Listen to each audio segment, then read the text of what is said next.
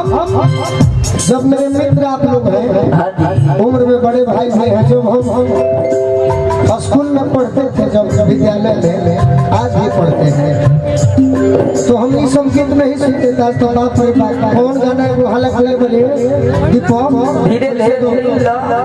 धीरे धीरे ढील ढोड़ी लगी छील। जानते हो खुशी हम कौन से गाना को पसंद आज भी करते हैं? अरे हमको हमें से जुड़ा